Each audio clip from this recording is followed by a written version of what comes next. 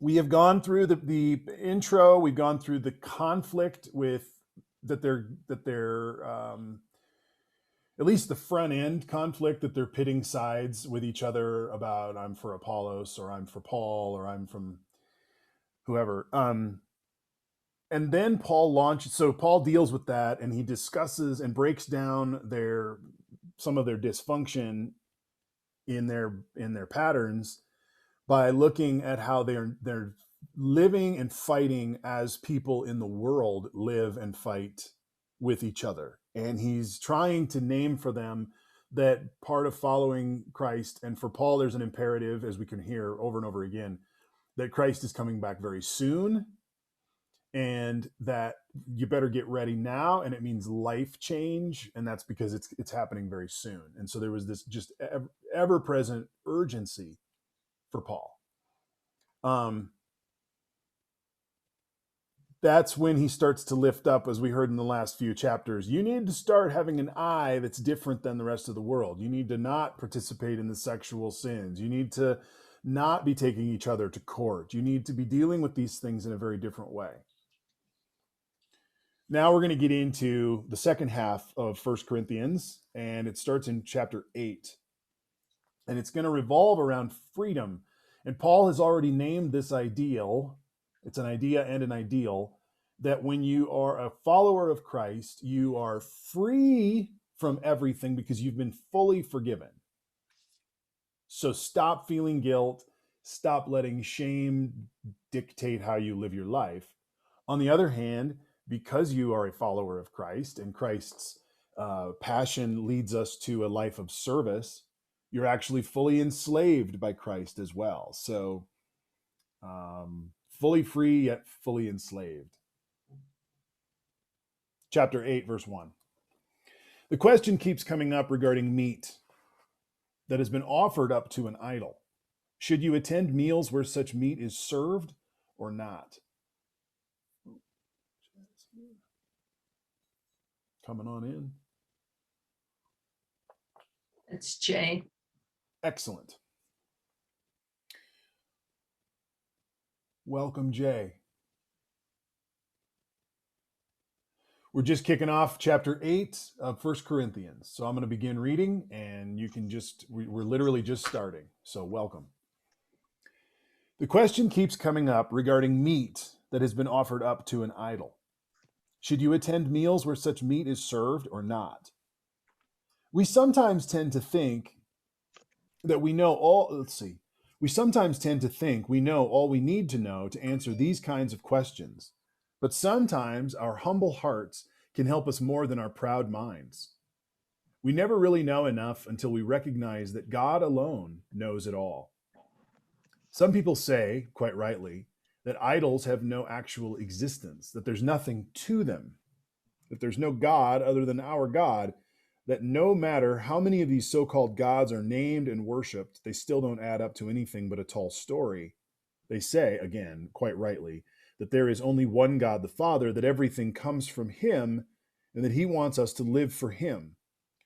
Also, they say that there is only one Master, Jesus, the Messiah, and that everything is for his sake, including us. Yes, it's true. In strict logic, then, nothing happened to the meat when it was offered up to an idol. It's just like any other meat. I know that, and you know that. But knowing isn't everything. If it becomes everything, some people end up as know-it-alls who treat others as know-nothings. Real knowledge isn't that insensitive. We need to be sensitive to the fact that we're not all at the same level of understanding in this. Some of you have spent your entire lives eating idol meat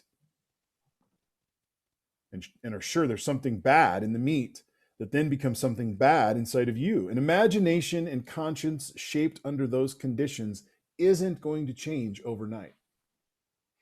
But fortunately, God doesn't grade us on our diet. We're neither commended when we clean our plate nor reprimanded when we just can't stomach it.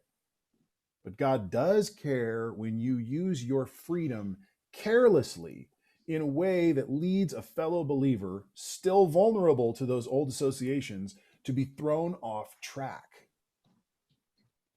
For instance, say you flaunt your freedom by going to a banquet thrown in honor of idols, where the main course is meat sacrificed to idols. Isn't there a great danger if someone's still struggling over this issue, someone who looks up to you as knowledgeable and mature sees you go into that banquet? The danger is that he will become terribly confused, maybe even to the point of getting mixed up himself in what his conscience tells him is wrong. Christ gave up his life for that person. Wouldn't you at least be willing to give up going to dinner for him? Because, as you say, it doesn't really make any difference. But it does make a difference if you hurt your friend terribly, risking his eternal ruin. When you hurt your friend, you hurt Christ. A free meal here and there isn't worth the cost of even one of these weak ones. So never go to these idol-tainted meals if there's any chance it will trip up one of your brothers or sisters.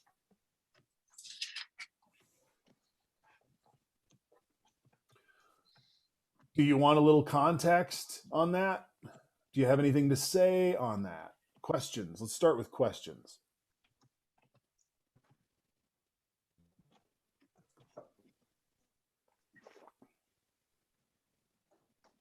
I think need content because our version is so different than the message. Mm-hmm. It was really hard to follow. Because there was so much idol worship, there was a lot of extra meat. Uh-huh. And so it was a common affair to eat at a banquet where there was extra meat. They've been sacrificing all these cattle and sheep to idols. It's like a system of eating.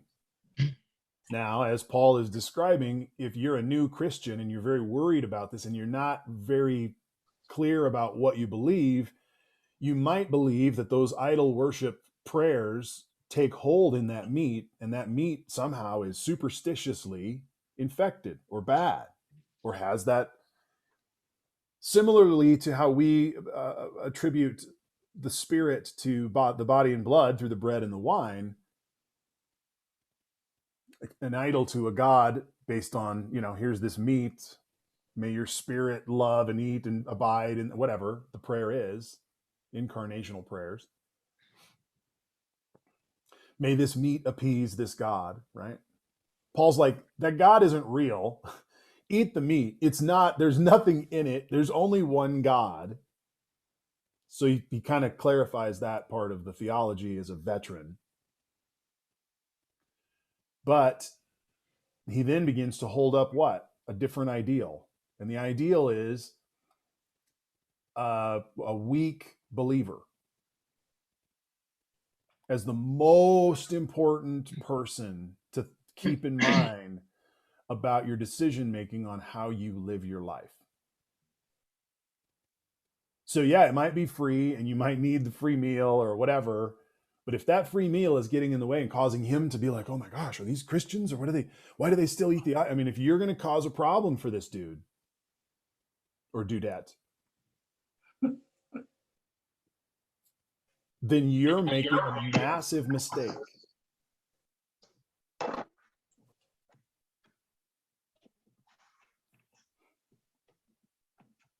I understand that point, and I think it makes total sense. You don't want to cause some more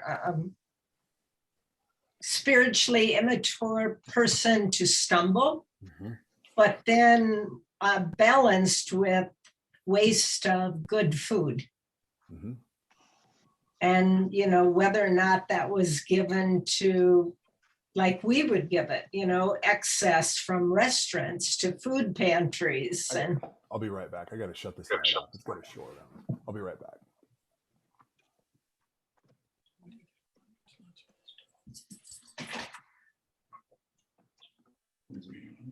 so I don't know if that's a greater ill. Do we waste all that meat, or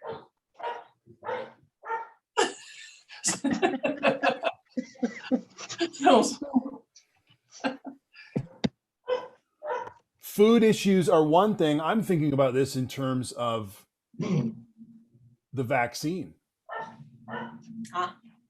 I mean, this is a public health and a public awareness issue that he's talking about, right? Of his time. He's like, this is an issue because everybody's eating at these banquets, and the theological newbies are having a hard time. So here's the rub. We want, for the sake of the community, to push getting vaccinated, especially if we're in Capitol Hill, and especially if the population of Capitol Hill is literally the population that's not getting vaccinated. Right? That means, so then you're like pushing it to say we need to be a beacon of, I mean, if we're a Christian church, we need to be about loving our neighbor as ourselves, connecting with all of that. So being on the side of promoting public health seems like the place we would want to be, right? Am I wrong? No, you're right. You're right. Absolutely right. But that also might mean that we might be a turnoff to a 20-something half a QAnon dude who's walking by our church every time and sees that we're the civil rights, right? So knowing that boundary of how you can or cannot develop relationships, it's hard. It just gets directly into the field of Christian ethics. How do we apply the things we believe in? I think we've probably already turned off the QAnon folks, if Mhm. they've been paying any attention at all. I think you stand up for integrity and what's right and do that in every way you can. I think that's what Paul was saying too, that sometimes you might put popular thought to the side in order of what is your obligation to be a Christian, Mhm. stand for the truth. And I think the vaccination thing might call for a sign if I would have people's permission to do that.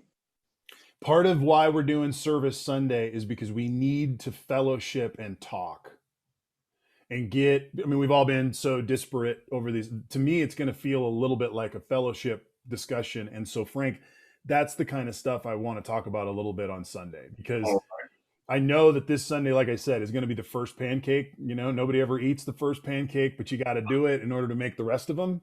So we're going to kick it off this Sunday. We've got a few things we're going to do. We're also going to do some recording of the service elements for the rest of the summer, some of the summer services coming up. We're going to just kind of have a feel for that. But then I think the larger missional conversation, you know, Anton and Jenny putting the volleyball thing in the yard, setting, I don't know if the letter came out today or not, it's coming out, but the council set an agenda to say, let's, by Christmas time, let's try to meet, 500 people. It's a very audacious goal. We'll see if we can do that. But they're like, let's just try to do stuff in our outdoors and with our presence. And so I think deciding to be a pro-vaccine church doesn't seem like it should be scandalous. And I don't see a different way to approach it. But I think there will probably be someone who thinks that that's maybe a bad idea based on appeal. Maybe not. I don't know. It's totally just don't know until you do it, right? It's the culture that we're in.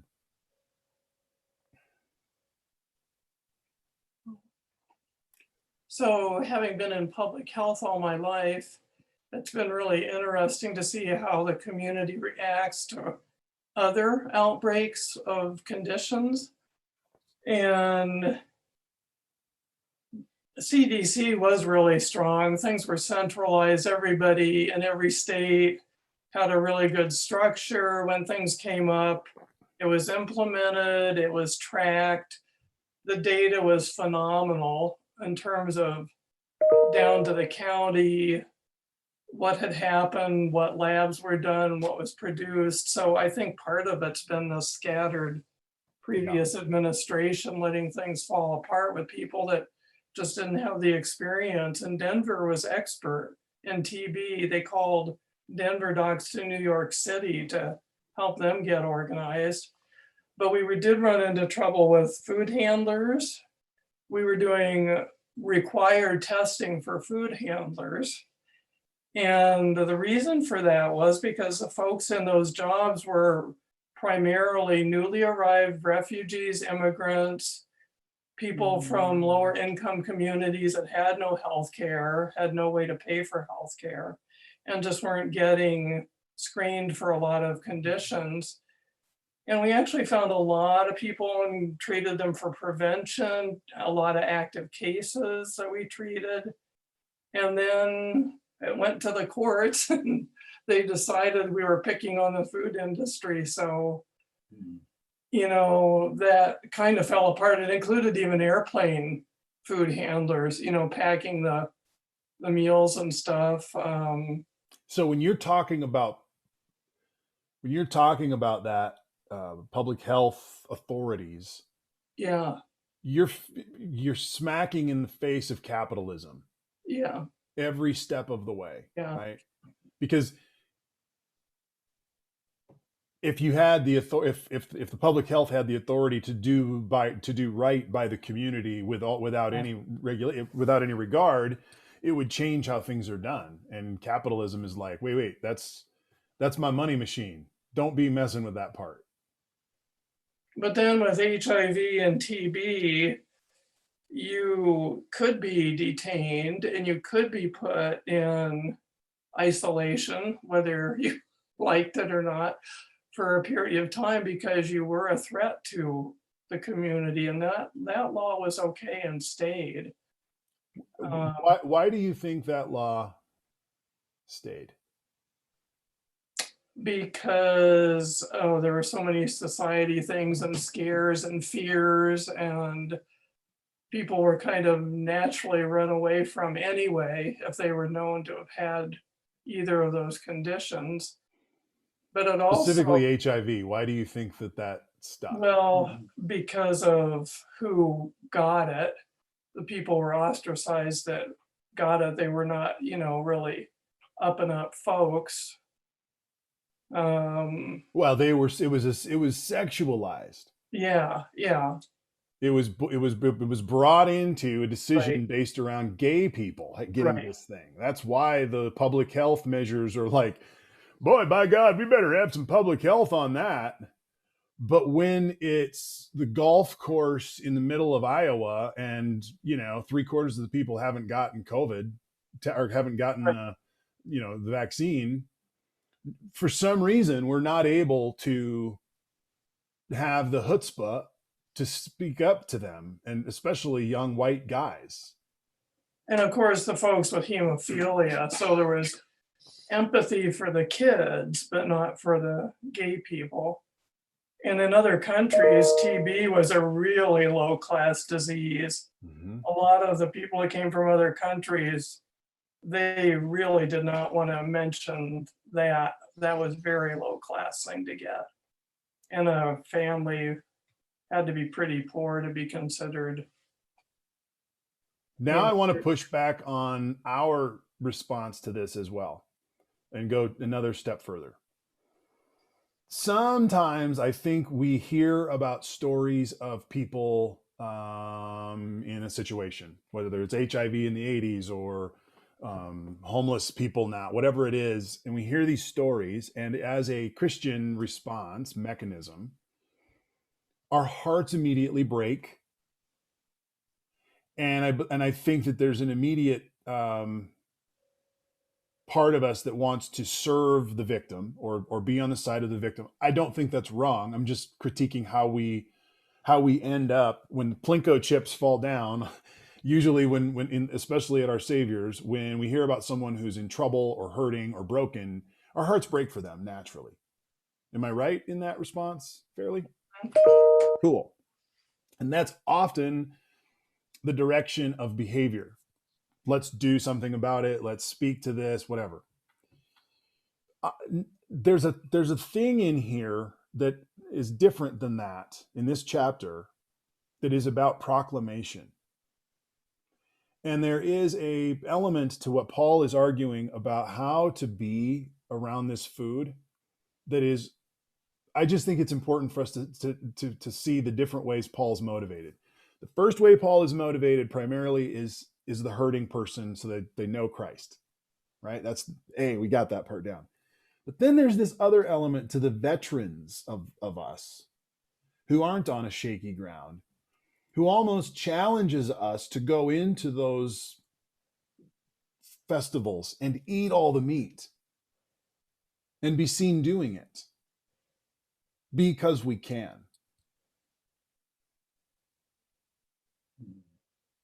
Which means that you can go into both the culture that is the wounded culture and love them, but you're also called to be fully free in the dominant culture and without reservation, fear, or worry. And with a boldness. I just wanted to, did you catch that? Does that make any sense?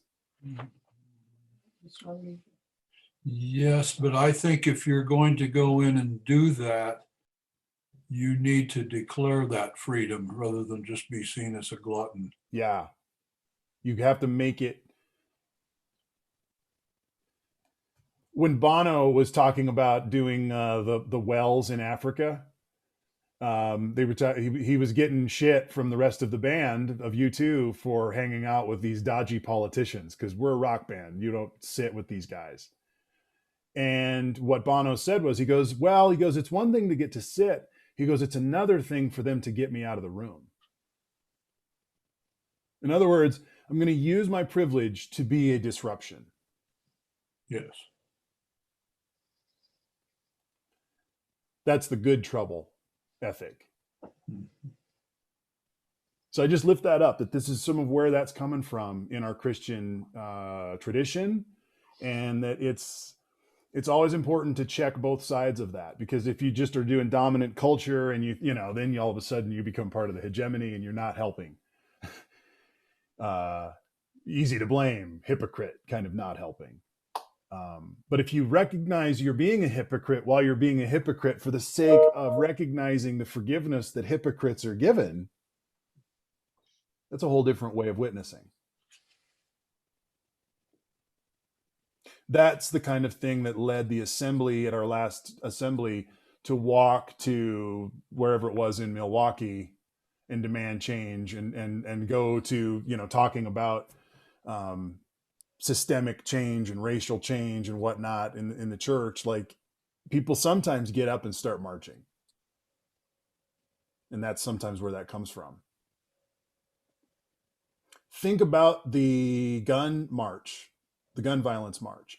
One part of the Christian heart marches because, oh my God, we have to not do this. We have to be out here because we have to stand together for that. And then the other part of us is out there to say, we're privileged people. We need to be out here. We need to be leading the conversation, right? There's two different hats. I don't want to overspeak on that. Any questions on that?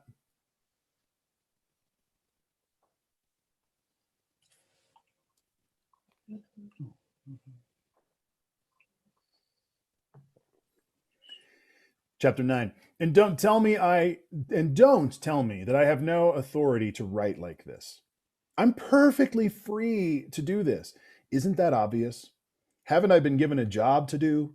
Wasn't I commissioned to this work in a face-to-face meeting with Jesus, our master? Aren't you yourselves proof of the good work that I've done for the master? Even if no one else admits the authority of my commission, you can't deny it.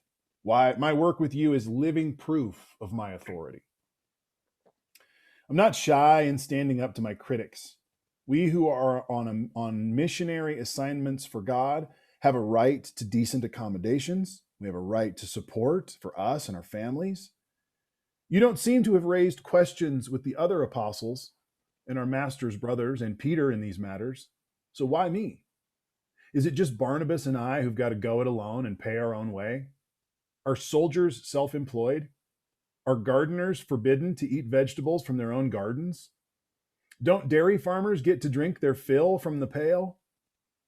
I'm not just sounding off because I'm irritated. This is all written in the scriptural law. Moses wrote, Don't muzzle an ox to keep it from eating the grain when it's threshing. Do you think Moses' primary concern was the care of farm animals? Don't you think his concern extends to us? Of course. Farmers plow and thresh, expecting something when the crop comes in. So if we have planted spiritual seed among you, is it out of line to expect a meal or two from you? Others demand plenty from you in these ways. Don't we who have never demanded deserve even more? But we're not going to start demanding now what we've always had a perfect right to. Our decision all along has been to put up with anything rather than to get in the way or detract from the message of Christ. All I'm concerned with right now is that you not use our decision to take advantage of others, depriving them of what is rightly theirs. You know, don't you, that it's always been taken for granted that those who work in the temple live off the proceeds of the temple, and that those who offer sacrifices at the altar eat their meals from what has been sacrificed? Along the same lines, the master directed that those who spread the message be supported by those who believe in the message.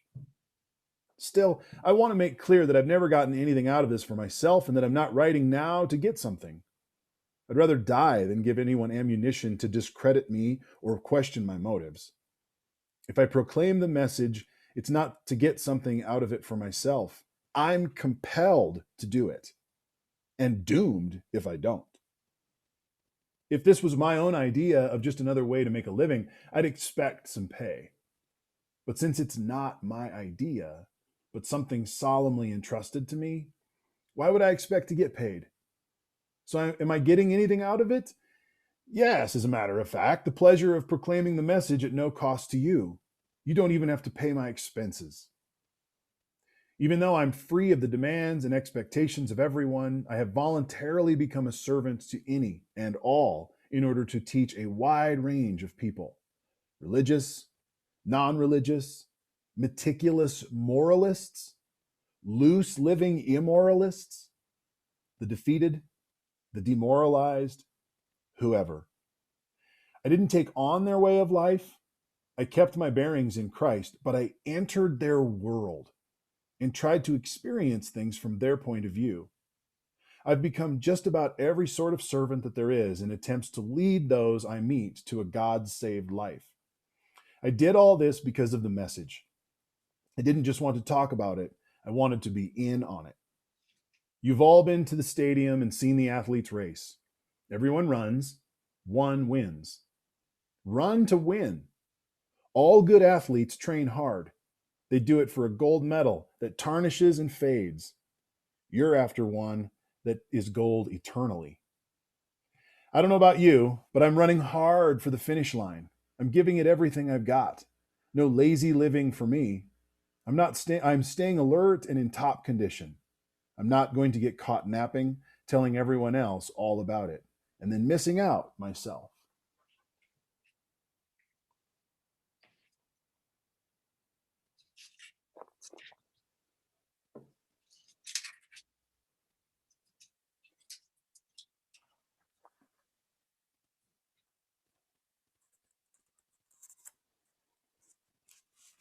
Comments, questions, or should I go to the next chapter? It's like it's cruising along.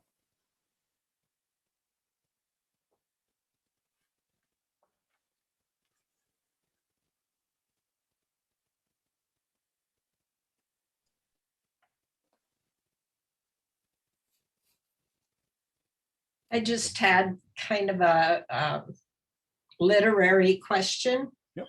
You're reading from the message. I've got my message in front of me today. And there were a couple words that you used that are changed. And I wondered if Peterson had updated. Interesting question. My edition is a 2002. This I bought recently. Okay, so I wondered, I don't know that I noticed three of them. One of them was in basically verse 26. You said, mine has no sloppy living for me. And What did your version say?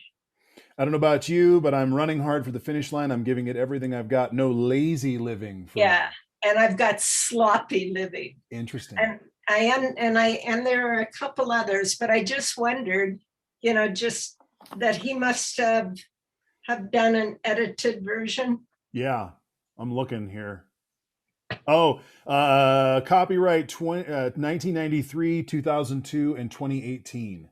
Oh, it's So the that must have been a 2018, 2018. Yeah, because mine is the 2002. gotcha. There you Okay, go. thank you. Thanks. Any other questions on that?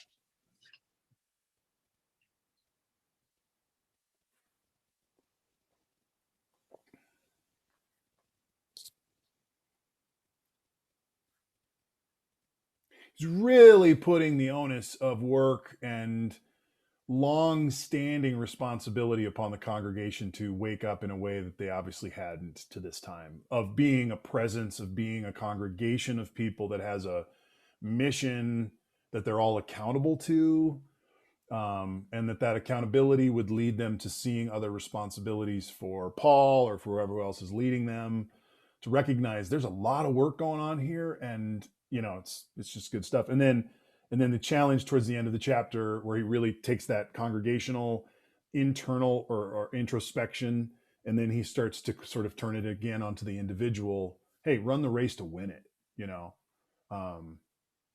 Don't be just slacking here, which is an interesting pastoral challenge. Chapter 10. Remember our history, friends, and be warned. All our ancestors were led by a providential cloud and taken miraculously through the sea. They went through the waters in a baptism like ours, as Moses led them from enslaving death to salvation life. They all ate and drank identical food and drink, meals provided daily by God. Of course, that's the manna and the quail, right? They drank from the rock, God's foundation for them, that stayed with them wherever they were. And the rock was Christ. But just experiencing God's wonder and grace didn't seem to mean much. Most of them were defeated by temptation during the hard times in the desert. And God was not pleased. The same thing could happen to us. We must be on guard so that we never get caught up in wanting our own way as they did. And we must not turn our religion into a circus as they did. First, the people partied, then they threw a dance. We must not be sexually promiscuous. They paid for that, remember, with 23,000 deaths in one day. We must never try to get Christ to serve us instead of us serving him. They tried it, and God launched an epidemic of poisonous snakes. We must be careful not to stir up discontent. Discontent destroyed them. These are all warning markers, danger, in our history books, written down so that we don't repeat their mistakes. Our positions in the story are parallel. They at the beginning, we at the end. And we are just as capable of messing it up as they were. Don't be so naive and self-confident. You're not exempt. You could fall flat on your face as easily as anyone else. Forget about self-confidence. It's useless. Cultivate God confidence. No test or temptation that comes your way is beyond the course of what others have had to face. All you need to remember is that God will never let you down. He'll never let you be pushed past your limit. He'll always be there to help you come through it. So, my very dear friends, when you see people reducing God to something they can use or control, get out of their company as fast as you can. I'm assuming I'm addressing believers now who are mature. Draw your own conclusions. When we drink the cup of blessing, aren't we taking into ourselves the blood, the very life of Christ? And isn't it the same with the loaf of bread we break and eat? Don't we take into ourselves the body, the very life of Christ? Because there is one loaf. Our manyness becomes oneness. Christ doesn't become fragmented in us. Rather, we become unified in him. We don't reduce Christ to what we are. He raises us to what he is. That's basically what happened even in old Israel. Those who ate the sacrifices offered on God's altar entered into God's action at the altar. Do you see the difference? Sacrifices offered to idols are offered to nothing. For what's the idol but a nothing? Or worse than nothing, a minus, a demon. I don't want you to become part of something that reduces you to less than yourself. And you can't have it both ways, banqueting with the master one day and slumming with the demons the next. Besides, the master won't put up with it. He wants us, all or nothing. Do you think you can get off with anything less? Looking at one way, you could say anything goes because of God's immense generosity and grace. We don't have to dissect and scrutinize every action to see if it will pass muster. But the point is not to just get by. We want to live well, but our foremost efforts should be to help others live well. With that as a base to work from, common sense can take you the rest of the way. Eat anything sold at the butcher shop, for instance. You don't have to run an idolatry test on every item. The earth, after all, is God's and everything in it. That everything certainly includes a leg of lamb in the butcher shop. If a non-believer invites you to dinner and you feel like going, go ahead and enjoy yourself. Eat everything placed before you. It would be both bad manners and bad spirituality to cross-examine your host on the ethical purity of each course as it is served. On the other hand, if he goes out of his way to tell you that this or that was sacrificed to God or goddess so-and-so, you might want to pass. You should pass. Even though there may be indifference to where it came from, he isn't. And you don't want to send mixed messages to him about who you are worshiping. But except for these special cases, I'm not going to walk around on eggshells worrying about what small-minded people might say. I'm going to stride free and easy, knowing what our large-minded master has already said. If I eat what is served to me, grateful to God for what is on the table, how can I worry about what someone will say? I thanked God for it, and he blessed it. So eat your meals heartily, not worrying about what others say about you. You're eating to God's glory, after all, not to please them. As a matter of fact, do everything that way, heartily and freely to God's glory. At the same time, don't be callous in your exercise of freedom, thoughtlessly stepping on the toes of those who aren't as free as you are. I try my best to be considerate of everyone's feelings in all these matters. I hope you will be too.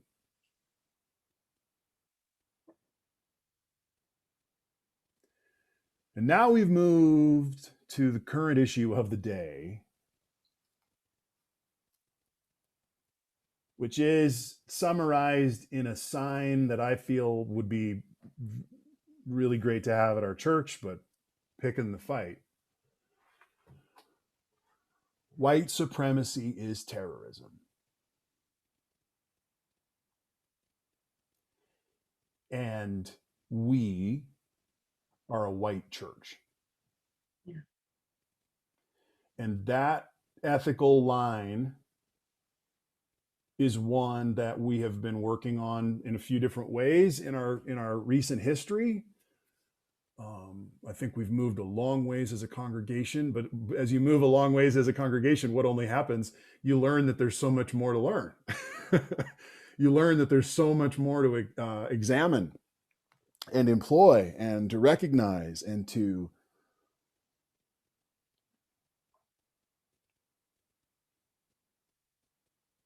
I'll go back to a meal that we had or at Karin May's house where we're having coffee after our Bible study that night and doing the Christmas conversation, eating the Christmas crunch, talking about foods.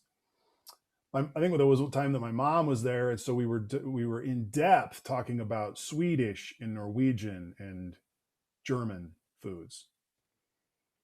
And I recall saying something at the table that, oh, if I threw my phone down here and recorded this, this would be a podcast that millennials would geek out on. This is very interesting to them.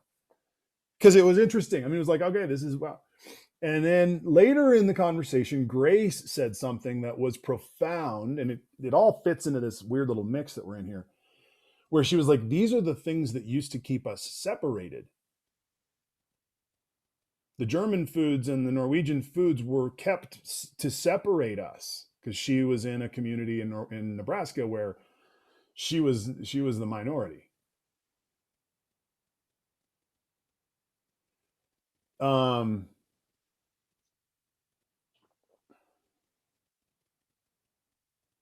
do I say this? We are one great piece of language that came out of our conversation last Tuesday night at our council meeting was it was recognized that we are a 5-generation church. And what does that mean to be a 5-generation church? Well, this is a great example of what it means of one of the ways that this comes out, where there's a generation who's having a conversation about breakfast or about desserts that were identifiers, unifiers, exclusionary, however it was used. And then I think about Emily Bach, who I've talked to about this, who considers that to be white supremacy racism in our own congregation. So handling these issues around being a church that comes from white roots. I mean, you guys saw me come back from Iowa after a couple of big experiences, and I was like, I can't wear this white robe anymore as a white guy in 2021. That was not an easy decision, but it was a decision that was made for me at a moment where I was like, oh, that's oil and water. I didn't know what I didn't know. Now I have to make a change. What's the right change? What's the right way to go forward? That's what Paul is talking about in this text. And it's a burden for the church to be constantly, it's a good burden for the church to constantly be having to be forced to recognize how it moves forward with the freedom of the gospel, as well as the care for the neighbor who is needing to see an example that has an on-ramp to meeting Jesus. I'll be done. I'm going to give myself a break. Questions, comments? Let's just let this sit for a second here.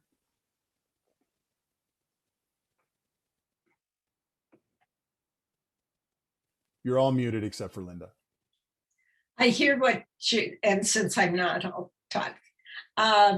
And I hear what you're saying about those foods being exclusionary and so on.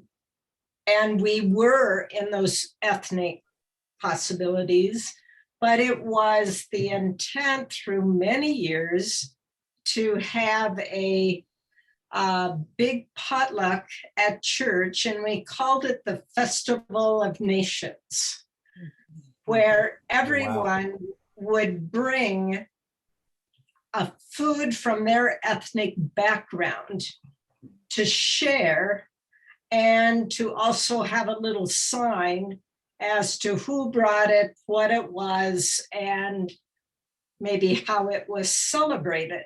And so I'm just saying there are ways to reach out over those things and celebrate those things. I love it. What a great idea. And we also had some really great Ethiopian dinners because we hosted some families, Mm-hmm. and they really wanted to cook. One of the families really loved to actually try and bring something back. And so I think it's a really great experience to taste other food and learn about other food and not be judgmental about, well, look at what they eat. It's so weird. And you've never even tried it. And some of it's healthier by quite a bit than what Americans eat and more natural. So yeah, and I'm not necessarily being negative about the differences of the dessert. yeah, it's interesting. Yeah. Yeah. But I'm recognizing that we're on the other side of this stuff. The trappings of our worship, those sort of things are assumptions made by probably your grandparents. Like I've been looking at the Leto book, which is a book that was done with the family and looked at all the Letos. From 1850 or from 1885, not 1850, from 1885 to 1910, a lot of things were decided in rural America. The architecture, where people lived, like it was kind of done by 1915. The Germans and all of those, they'd all finally landed where they were going to be, and the language with which worship services were conducted. Yeah. Linda, I'm going to push back on this for a different way. How do we celebrate? I've been thinking about this. How do we celebrate the origins of 3 ethnic churches that became our saviors in 1923, which then goes into the last 100 years, which we all know about? It's wars and corporations and programs and migration and ministry, all of that sort of stuff shifted, but it wasn't an immigrant church at that point. No, prior, right? Yeah. I hear what you're saying. Yeah. Back to 1881 and the 2 Norwegian churches that joined. And by 1923, I think people pretty much had landed and formed the Norwegian church. Yeah.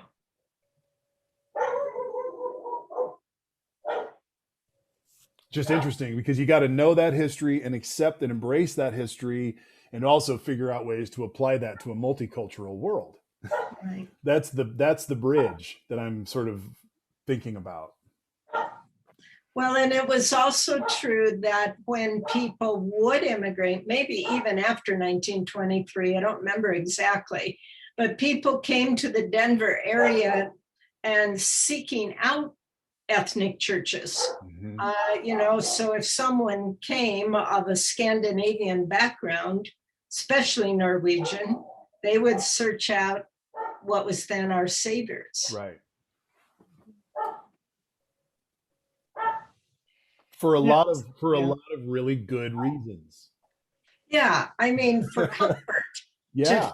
To feel at home. Yeah. To provide a place of familiarity, when things had probably been pretty strange in their travel up to that point. I think language is a big part of it. And from 1881 to 1923, we'd have 2 generations that could assimilate the English language. Mm-hmm.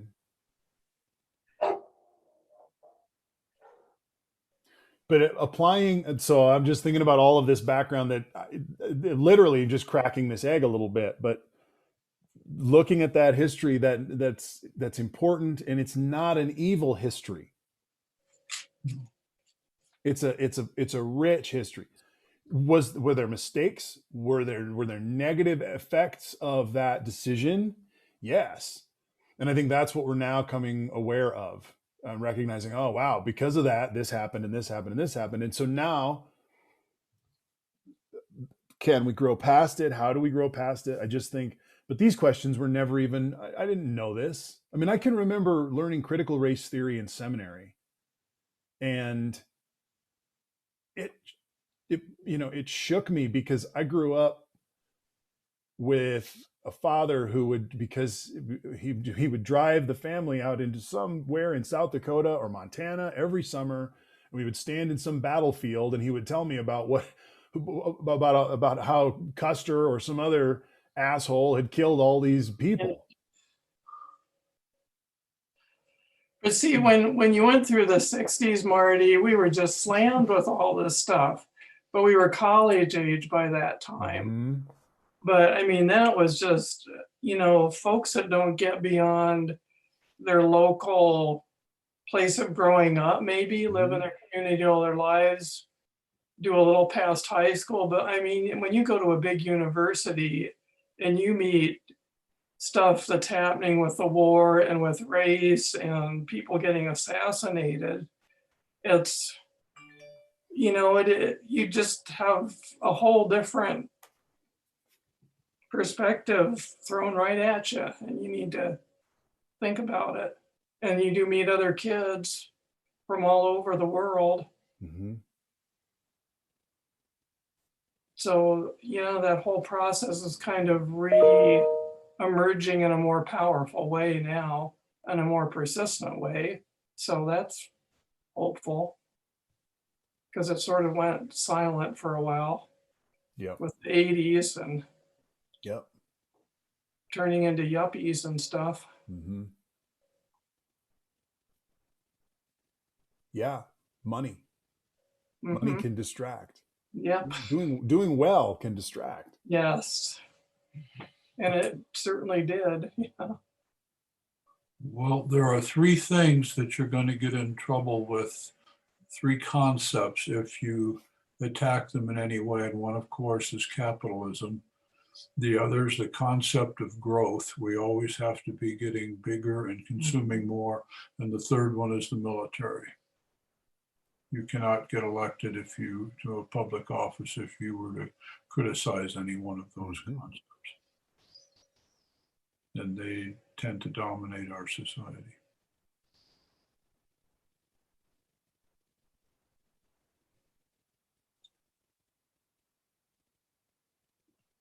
I think this is an amazing awakening that we're called to be part of. And I think that's one of the reasons why I want to put these kind of conversations into our online, faith formation stuff. Because, when we're going through this, we don't have all the answers, but we're at least hoisting up some of these eternal questions that we can't let go. If you set these questions down, you miss out. And it's sort of like running a race with one leg. When you have a perfectly good leg that you're not going to use, you'll hurt yourself. So run the right way and ethically proclaim forgiveness, but also recognize the profound nature of the world that we're in and that we're part of, and that we're confessing hypocrites, which is not a very sexy term, but it's truthful. Simultaneously saint and sinner. That's why we come together to first thing we do is to confess our broken situation, our nature, our selfishness, our greed, whatever it is that causes us to not care about the people that we're in and the place we're in. And then hopefully somewhere in a worship service, our heart can be cracked open and we can hear the word and care for someone else. I also think we put too much of that onus of that responsibility on worship. I think that's a cultural piece of baggage that we all grew up with, as that's what church looks like. And I think that part of it, and I think that's why the service stuff is going to be interesting to see where people want to go. I've had some people really excited about the service. I've had some people not knowing what it is. I'm kind of in between, but I think it'll be fun to see where it goes. And fastest way to grow your church is to serve. That's just, serving the community, meet people, doing stuff, getting your hands dirty. I think that'll be fun. We'll see where it goes. And appropriately, Dean will be out in front collecting his items. Yeah, the whole campus is going to be buzzing that day, which I think is kind of another piece of the goal, is to say, it's outside, summertime Denver. We should be outside. We're going to be outside. Whatever we get into. And then hopefully we find something that folks, because I know people are bringing some stuff to talk about that we can get involved. And then, within a month, get moving. So that's the hope. Shall we close with a prayer or any final comments or thoughts? Let's actually do this today. I'm gonna stick with this practice. I really like it. I'm gonna be quiet and I'm gonna let as many of you as would like to go give one point or thought that hit you from this for posterity for the next folks who might see this online. As in prayer concerns? No, as in what we covered today, maybe something that was a highlight. Gotcha. Learn, Bullet points. yeah, a bullet point or something.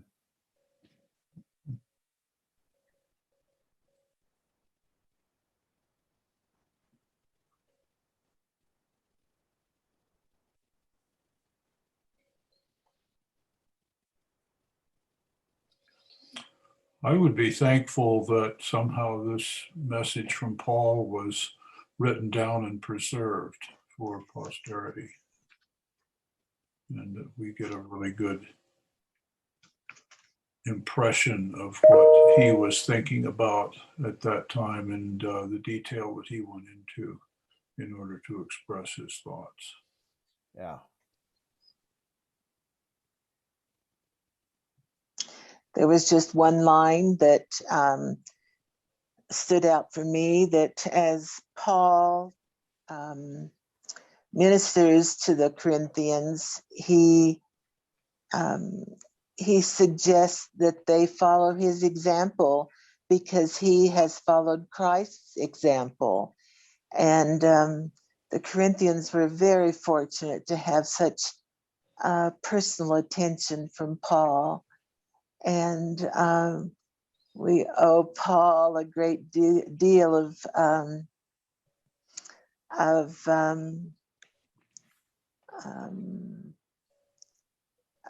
honor and appreciation for how hard he and the other apostles worked. He and the apostles worked with these early churches.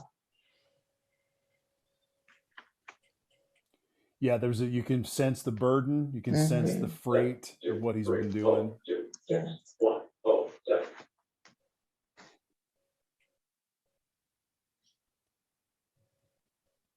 Just kind of the point of how to be with each other in community and how things naturally, the way you are with people, are going to produce consequences. And is that really, what consequence do you want and what's of value? And I just, I haven't studied it in this much detail in a long time. So it's really good to have the guidance too and the context. Marty, thanks for that.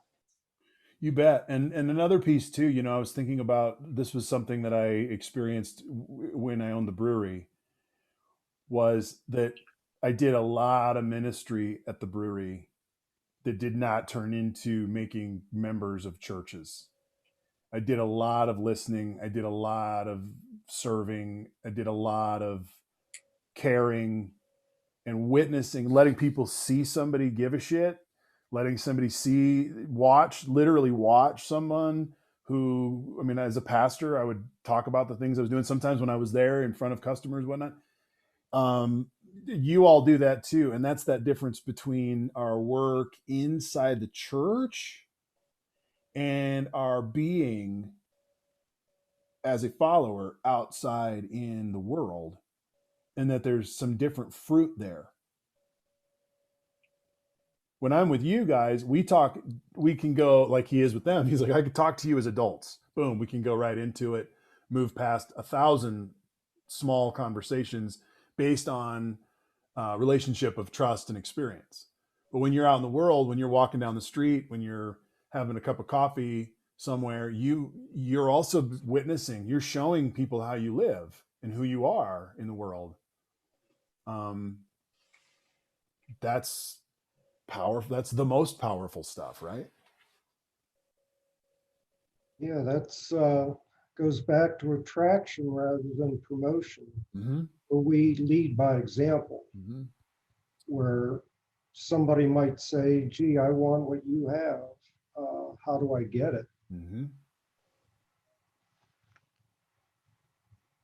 Yep.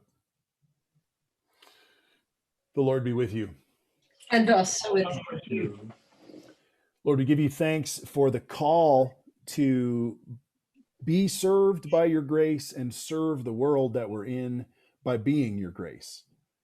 Bless us today as we hear these words and as we continue to lean into a missional mind in this time.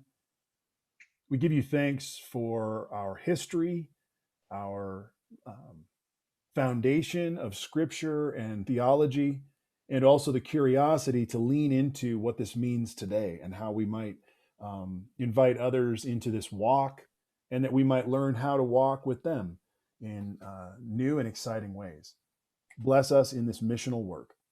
In Jesus' name we pray. Amen. Amen. Thank you. Now, thanks. Yeah, Thanks, Pastor Marty. absolutely. No problem. Thank And you. I hope to see folks on Sunday. See you Sunday. Let me shut this off a second here. Hold on. Let me just say